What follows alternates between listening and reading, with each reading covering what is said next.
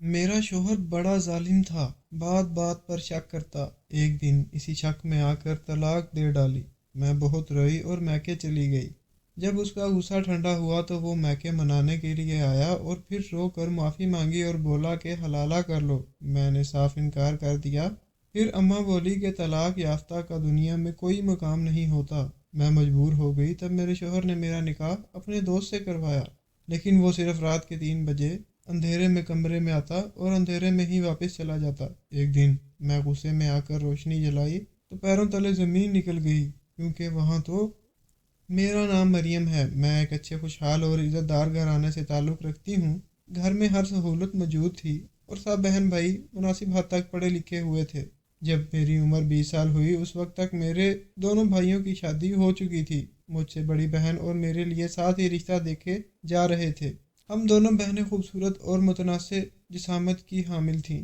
ہم جو بھی پہن لیتے ہم پر جچ جاتا، جبکہ ہماری بھابیاں شادی کے وقت اسمارٹ تھیں، مگر ایک ایک بچے کے بعد وہ خاصی بے ڈب ہو چکی تھی۔ ہم دونوں بہنیں ان کے سامنے ہر قسم کے فیشن والے کپڑے پہنتی تو وہ کچھ جیلس سا محسوس کرتی۔ بھائی بھی ہم سے بہت محبت کرتے تھے اور ہماری برملا تعریف کر دیتے تھے۔ اب جب کہ ہمارے لیے رشتے دیکھے جا رہے تھے تو مجھے نہ جانے کیوں ایسا لگتا تھا کہ بھابیاں چاہتی ہیں کہ ہماری شادی کسی بہت اچھی جگہ نہ ہو۔ خاص طور پر چھوٹی بھابی تو مستقل یہی مشورہ دیتی رہی کہ مریم کی شادی بعد میں کریں گے، وہ تو ابھی چھوٹی ہے۔ مگر ہمارے والدین یہ چاہ رہے تھے کہ ایک ساتھ ہی دونوں بیٹیوں کے فرض سے آزاد ہو جائیں۔ انہی دنوں یورپ سے ہماری خالہ کے آنے کا وقت ہوا۔ خالہ جب بھی آتی تھی ہمارے گھر میں ہی رکتی تھی اور یہاں سے ہی باقی سب رشتہ داروں کے ہاں ملنے ملانے چلی جایا کرتی تھی۔ اس بار تو 4 سال بعد آئی تھی۔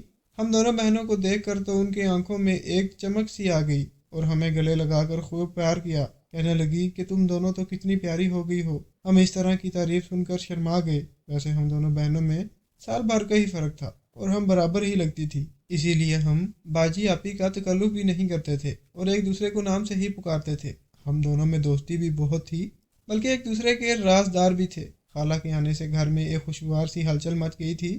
وہ تھی بہت ایکٹیو اور زندہ دل، کوئی پل خالی نہیں بیٹھتی تھیں، کچھ نہ کچھ ایکٹیویٹی کرتی ہی رہتی تھیں۔ ابھی بھی کبھی کہیں جانے کا پروگرام بنا لیتی تو کبھی کوئی ان سے ملنے چلا آ رہا ہوتا اور گھر میں ایک تقریب جیسا ماحول بن جاتا تھا۔ اور ان دنوں امی بھی ہم بہنوں کے لیے رشتے دیکھ رہی تھیں تو دوسری جانب خالہ بھی بچوں کے رشتے کرنے کی ہی آئی تھیں۔ یوں خالہ کے بیٹے سے میری بہن کا رشتہ پکا کر دیا گیا اور میرے لیے آئے ہوئے رشتوں میں سے ہی ایک رشتہ منظور کر لیا گیا۔ کیونکہ خالہ مختصر وقت کے لیے آئی تھی تو میرے لیے منظور شدہ رشتے کی زیادہ چھان بین بھی نہ ہو سکی۔ ویسے میرے ہونے والے شوہر بظاہر شکل و صورت کے بھی اچھے تھے اور نوکری بھی عمدہ تھی۔ بظاہر تو کچھ بھی ایسا نظر نہیں آتا تھا جو پریشان کن ہوتا۔ یوں ہم دونوں بہنوں کی شادی کی تیاریاں ہنگامی بنیادوں پر ہونے لگیں اور اس وقت گھر کے سب ہی لوگ بہت مصروف ہو گئے۔ مگر اس وقت بھی چھوٹی بھابھی کا رویہ مجھ سے عجیب سا لگا تھا۔ جہاں سب خوشگوار موڈ سے تیاریوں میں مگن تھے، وہیں وہ اکھڑے ہوئے رویے کے ساتھ کام انجام دے رہی تھی۔ مگر اس وقت سب ہی اتنے مصروف تھے کہ کسی نے بھی اس بات کو زیادہ توجہ نہ دی۔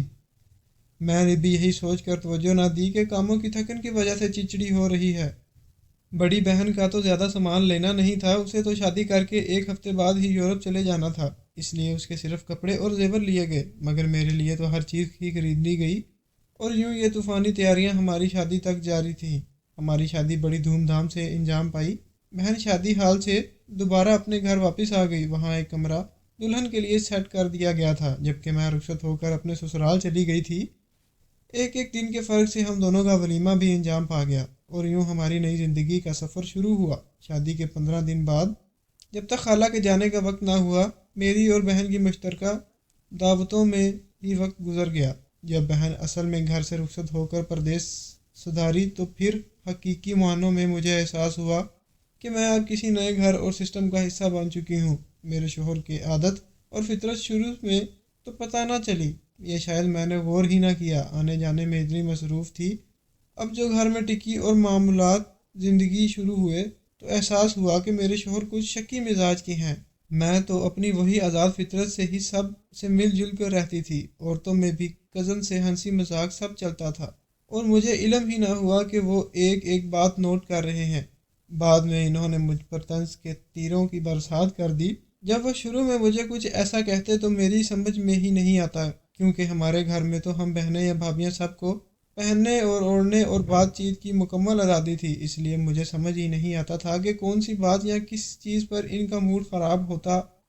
میری شادی کے سارے کپڑے جدید فیشن کے مطابق ہی سلے ہوئے تھے اور شادی سے پہلے مجھے ایسے ہی لباس میں پسند کیا گیا تھا، مگر اب تو میری ہر چیز پر اعتراض تھا۔ میرے لباس پہننے کے قابل نہیں تھے، میک اپ اور سجنا تو بازاری عورتوں کا کام تھا۔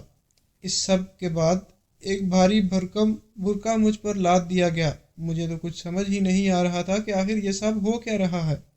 اگر ان کو اس ٹائپ کی لڑکی چاہیے تھی جو بالکل غلام بن کر رہے تو پھر ایسا ہی رشتہ ان کو دیکھنا چاہیے تھا، مگر یہاں تو وہ حال تھا کہ ایک اڑتی تتلی کو لا کر کسی ٹبیا میں بند کر دیا جائے اور پھر اس کے تڑپنے کا تماشا دیکھ دیکھ کر اور اسے اذیت دے کر مزے لیے جائیں۔ شوہر کا بھی کچھ یہی مزاج تھا۔ جب میں شادی کے بعد برقعے میں اپنے میکے گئی تو سب مجھے اس حلیے میں دیکھ کر حیران رہ گئے۔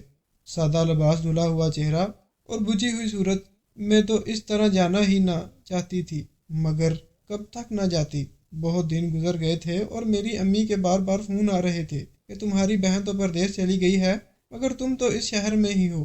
پھر مجھے بھی اتنے دن گزر گئے تھے، تم ملنے نہیں آئی۔ اب مجھے جب اس طرح سے دیکھا تو ان کا چہرہ بھی پیلا پڑ گیا اور میرے والد کے چہرے پر بھی تفکر کی لکیریں ابھر آئیں، جبکہ دونوں بھائیوں کے چہرے پر تمسکراہٹ صاف دیکھی جا سکتی تھی، بلکہ انہوں نے تو باتوں باتوں میں مجھے کتنی ہی باتیں جتا دیں اور مطلب کاٹتے ہوئے خاموشی سے سنتی رہی میں۔ اس دوران میرے شوہر ٹانگ پر ٹانگ رکھے ایسے بیٹھے کہ کسی کو ان سے بات کرنے کی ہمت ہی نہ پڑی۔ اب میری زندگی سخت مشکل کا شکار ہو چکی تھی۔ جیسے جیسے وقت گزرتا تھا میرے شوہر کا رویہ بہت ہی عجیب ہوتا چلا جا رہا تھا۔ ہر بات پر شک کرتے، میں اکیلی کہیں جا بھی نہ سکتی تھی۔ گھر پر بھی اگر کوئی مرد رشتہ دار آ جاتا تو میں سخت خوف زدہ ہو جاتی کہ سلام یا خیریت دریافت کرنے پر بھی بعد میں مجھے کتنی ہی باتیں سننا پڑتی تھیں۔ ایک دن ساس نے اپنی بہنوں اور بچوں کی دعوت رکھی۔ میں سارا دن کچن میں مصروف رہی تھی، اسی لیے میں پسینے میں بھیگی ہوئی بے حال ہو رہی تھی۔ مہمانوں کے آنے سے پہلے ساس کے کہنے پر میں نے نہا دھو کر ایک ہلکا کام والا سوٹ پہن لیا اور ہلکی سی لپسٹک لگا کر کمرے سے نکل آئی۔ میں اس سے پہلے ان لوگوں سے نہ ملی تھی کیونکہ یہ لوگ باہر رہتے تھے۔ اب آئے ہوئے تھے تو ساس نے بہن کو دعوت پر گھر بلا لیا تھا۔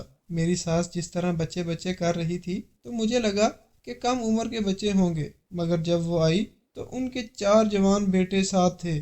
میں سب کو سلام کر کے کھانا لگانے لگی، اتنے میں میرے شوہر بھی آ چکے تھے۔ کھانا کھاتے ہوئے ان لوگوں نے میری بہت تعریف کی کہ ان کے لڑکے کافی شوخ مزاج کے تھے اور مجھ سے بھی کھل کر مذاق کر رہے تھے۔ میرے شوہر کے چہرے کے آتے جاتے رنگ دیکھ کر اندر ہی اندر خائف ہو رہی تھی۔ وہ لوگ میرے لیے کافی تحائف وغیرہ بھی لے کر آئے تھے۔ رات گئے جب وہ رخصت ہوئے اور میں کچن سمیٹ کر کمرے میں واپس آئی تو میرے شوہر نے مجھ پر غلیظ الزامات کی بارش کر دی۔ میں نے جب صفائی میں کچھ بولنے کی کوشش کی تو ان کا غصہ 7ویں آسمان پر پہنچ گیا اور انہوں نے مجھ پر تھپڑوں کی بارش کر دی۔ جب وہ تھک گئے تو ایک طرف لیٹ کر سکون سے سو گئے، جبکہ میں اپنے سجے ہوئے منہ اور درد سے بلکتے وجود کو سنبھالنے لگی اور گھٹی گھٹی سسکیوں میں نیچے فرش پر ہی پڑی رہی۔ مجھے یقین نہیں آ رہا تھا یہ سب میرے ساتھ ہی ہو رہا ہے۔ میں جو اتنی پڑھی لکھی خوبصورت اور ماڈرن لڑکی تھی وہ اب اس طرح شوہر سے پٹ رہی تھی۔ پوری رات میں اس خود ترسی میں مبتلا رہی، جبکہ میرے شوہر کو تو کچھ فرق بھی نہ پڑا اور وہ صبح اٹھے اور آرام سے تیار ہو کر چلے گئے۔ جب میں پوری رات تیز بخار میں بھنکتی رہی، جب میں کافی دیر تک باہر نہ گئی تو میری ساس نے کمرے میں جھانکا اور میری ایسی حالت دیکھ کر پریشان ہو گئی۔ انہوں نے مجھے سہارا دے کر بستر پر لٹا دیا اور چائے کے ساتھ دوا کھلائی۔ وہ بیچاری بھی شرمندہ سی ہو رہی تھی کہ جب میں نے انہیں کچھ نہیں بتایا تھا، مگر میری حالت دیکھ کر انہیں بھی اندازہ ہو چکا تھا اپنے بیٹے کی حرکت کا۔ میرے شوہر کا ایک بار جو ہاتھ اٹھا تو پھر یہ تو آئے دن ہی ہونے لگے گا۔ اب تو میں اس قدر خوف زدہ ہو چکی تھی کہ دودھ والے یا سبزی اخبار والا ہوتا یا دھوبی، میں ان کے لیے بھی دروازے پر نہ جاتی، مگر ہونی کو کون ٹال سکتا ہے۔ میری ساس کچھ دنوں کے لیے اپنی بیٹی کے پاس دوسرے شہر چلی گئی تھی اور اب میں گھر کی ساری ذمہ داری مجھ پر آ گئی تھی۔ ایک دوپہر دھوبی کپڑے لے کر آیا۔ دھوبی جب بھی آتا تھا میری ساس اسے اندر بٹھا کر کپڑے چیک کر کے لیتی تھی۔ میں نے بھی اسے اندر بلا کر بٹھا لیا اور کپڑے گننے لگی۔ جو کپڑے لاتا تھا یہ پرانے دھوبی کا بیٹا تھا اور کچھ دنوں سے یہی کپڑے لانے اور لے جانے کا کام کر رہا تھا۔ کیونکہ اس کے باپ کی طبیعت اب ٹھیک نہیں رہتی تھی میں کپڑے گننے میں مصروف تھی، اتنے میں اس نے مجھ سے پانی مانگا۔ میں نے برآمدے میں رکھے کولر کی طرف اشارہ کر دیا، وہاں سے اٹھ کر پی لو۔ وہ اٹھ کر برآمدے میں چلا گیا۔ دروازہ باہر کا پورا بند نہیں تھا، اتنے میں میرے شوہر گھر میں داخل ہوئے۔ پہلے تو دروازہ کھلا ہونے پر گالیاں نکالنے لگے تھے کہ اتنے میں دھوبی کو دیکھا جو اندر سے آ رہا تھا۔ ایک نوجوان کو اس طرح گھر میں دیکھ کر وہ آپے سے باہر ہو گئے۔ اسی وقت انہوں نے مجھ پر ننگے الزامات کی بوچھار کر دی تھی۔ اس دھوبی نے یہ دیکھا تو وہ بھی گھبرا گیا۔ اس نے لاکھ صفائی دینی چاہی، مگر میرے شوہر نے تو بالکل اندھے ہو چکے تھے۔ انہوں نے اس کو بھی دھکے دے کر گھر سے نکال دیا، اور اسی پر بس نہیں کیا بلکہ کھڑے کھڑے مجھے طلاق بھی دے دی۔ میں بڑا روئی اور پھر اپنا سامان سمیٹ کر میکے واپس چلی گئی۔ میرے گھر میں بھی اس خبر سے ایک کہرام مچ گیا تھا۔ میرے ابو بھی دل پکڑ کر بیٹھ گئے تھے اور امی کی بھی حالت خراب ہو گئی۔ مجھے تو کچھ سمجھ نہیں آ رہی تھی کہ مجھ سے کہاں غلطی ہوئی۔ میں نے شوہر کی مرضی میں خود کو ڈھالنے کے لیے اپنے آپ کو مٹی کر لیا تھا، پھر بھی مجھے اس سب کا کیا صلہ ملا؟ کچھ دن تو کسی بات کا احساس ہی نہ ہوا، بس کمرے میں بند روتی رہتی، مگر کب تک؟ بھابھیوں کا رویہ نہایت تحقیر آمیز ہوا جا رہا تھا۔ وہ مجھ سے کرید کر پوچھتی تھی کہ ایسا کیا ہو گیا تھا جو تمہارے شوہر نے تمہیں اس طرح سے طلاق دے دی؟ کبھی کہتی ہیں کہ ساس بھی گھر میں نہیں تھی، تم نے کسی مرد کو گھر کے اندر بلایا کیوں تھا؟ پھر آنکھوں ہی آنکھوں میں معنی خیز اشارے کرتی۔ میں یہ سب کچھ دیکھ کر دکھ کر رہی تھی اور پریشان ہو رہی تھی، اور مجھ سے بھی زیادہ میری امی پریشان تھی۔ ایک طرف میری بہن تھی جو نہایت خوشگوار زندگی گزار رہی تھی، تو دوسری جانب میں جو کچھ ہی عرصہ میں تباہ ہو گئی تھی۔ ابھی مجھے امی کے گھر آئے 1 ماہ ہی ہوا تھا کہ ایک دن میرے شوہر نے دروازے پر دستک دی۔ میں نے تو انہیں دیکھ کر حیران تھی، مگر امی نے تحمل سے کام لیا اور انہیں لے جا کر گھر میں بٹھایا۔ وہ سر جھکائے بیٹھے تھے اور شرمندہ نظر آ رہے تھے۔ انہوں نے میری امی سے کہا کہ ان سے غلط فہمی کی وجہ سے یہ سب ہوا ہے۔ بعد میں دھوبی کا بیٹا اپنے باپ کے ساتھ آیا اور اس نے سب بات بتائی تھی۔ بس اس وقت تک میرا غصہ بھی اتر چکا تھا، تو مجھے احساس ہوا کہ مجھ سے بہت زیادتی ہو گئی ہے۔ ابھی بھی بڑی مشکل سے ہمت جمع کر کے یہاں آیا ہوں۔ امی نے خاموشی سے ان کی بات سنی۔ میں بھی دروازے سے لگی یہ سب سن رہی تھی۔ مجھے شدید غصہ آیا اور میں نے کہا کہ میری بات پر یقین نہ ہوا تھا، میں کیا اس دھوبی سے بھی گئی گزری تھی؟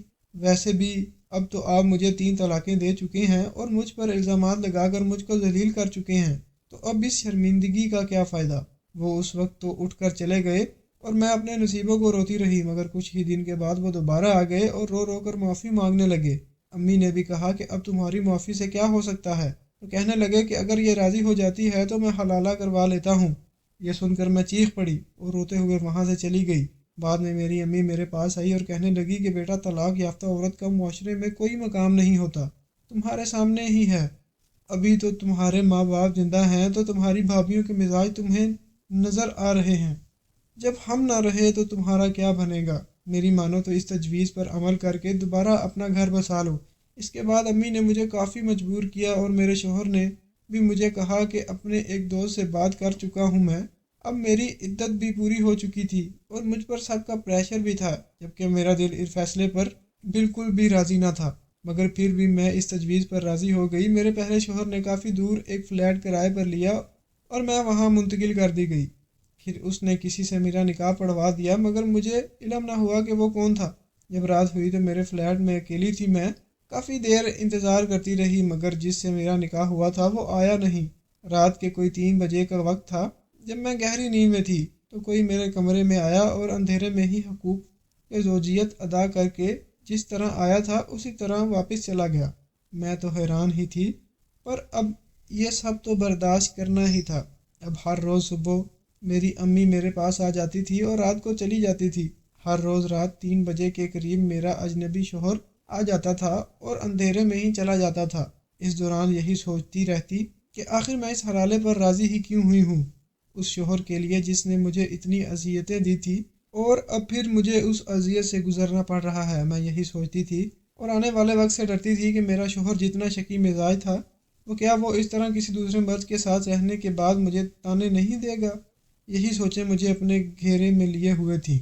اور دوسرا، میرے اس اجنبی شوہر کا پرستار رویہ پریشان کر رہا تھا۔ میں نے کئی بار اس سے بات کرنے کی کوشش کی، مگر اس نے ہر بات کے جواب میں خاموشی ہی اختیار کیے رکھی۔ ویسے وہ مجھ سے محبت اور مہربانی سے پیش آ رہا تھا، مگر اس طرح اندھیرے میں آنا اور اپنی شناخت مجھ سے چھپانا مجھے بے حد الجھن میں مبتلا کر رہا تھا۔ ایک رات میں نے ارادہ کر لیا کہ اب اس کی حقیقت جان کر ہی رہوں گی۔ میں رات دیر تک جاگتی رہی اور جیسے ہی مجھے اس کے قدموں کی چھاپ سنائی دی، میں دروازے کے پیچھے چھپ کر کھڑی ہو گئی۔ وہ اندھیرے کمرے میں داخل ہوا اور سیدھا بستر کی طرف بڑھا۔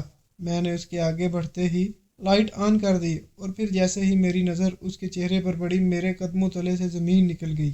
دوسرے دن میری ابی جب وہاں آئی تو کہنے لگی، تمہارے پہلے شوہر نے 1 ماہ کا ٹائم دیا تھا اپنے دوست کو، اور 15 دن تو گزر چکے ہیں، اب 15 دن اور برداشت کر لو، پھر دوبارہ سے تمہارے پہلے شوہر سے تمہارا نکاح کروا دیں گے۔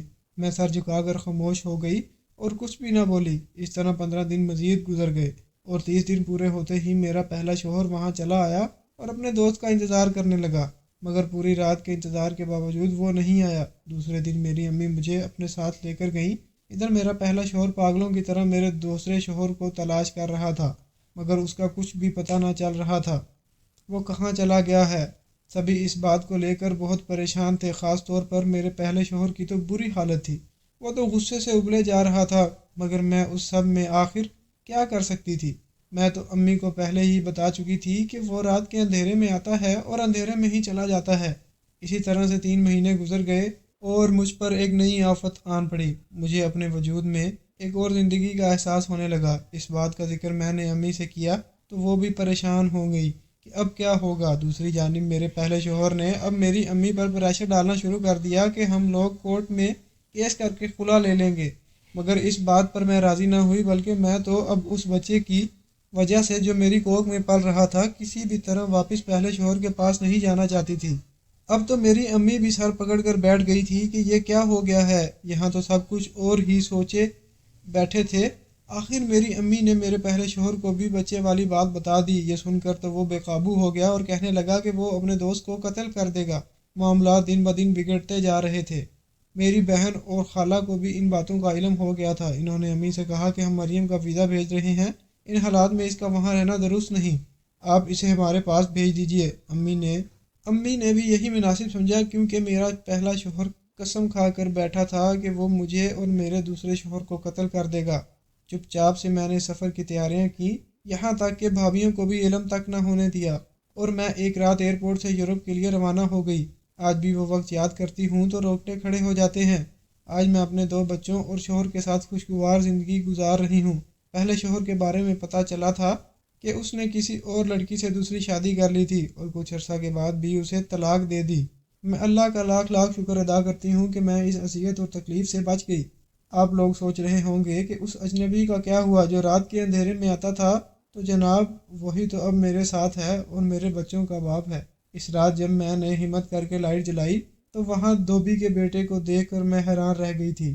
پھر ہماری بات ہوئی تو پتہ چلا کہ میرے شوہر نے اسے اس کام کے لیے راضی کیا تھا کہ تیری وجہ سے ہم دونوں کے درمیان طلاق ہوئی ہے اور اب تو ہی ہم دونوں کو ایک کرنے میں میری مدد کرے گا۔ وہ دھوبی کا بیٹا کافی پڑھا لکھا ہے اور باپ کی مدد کے لیے یونیورسٹی کی چھٹیوں میں گھروں پر کپڑے پہنچانے کا کام کرنے لگا تھا۔ اس کے بعد ہمارے درمیان یہی طے ہوا جو ہم نے کیا۔ اس میں میری بڑی بہن میری رازدار تھی، اس نے میرے اور میرے شوہر کے باہر جانے کے لیے تمام پیپرز تیار کروائے اور ہم اس طرح ڈرامہ کر کے وہاں سے نکل آئے اور اب ایک خوشگوار زندگی میں جی رہے ہیں۔ ناظرین، آپ کو آج کی ہماری یہ کہانی کیسی لگی؟ کمنٹ باکس میں اپنی قیمتی رائے کا اظہار ضرور کیجیے گا۔ ویڈیو پسند آئے تو ویڈیو کو لائک اور دوسرے کے ساتھ شیئر ضرور کریں۔ مزید اس طرح کی سبق آموز کہانیاں اور واقعات سننے کے لیے ہمارے چینل علی ٹی وی کو ضرور سبسکرائب کریں۔ شکریہ، اللہ حافظ۔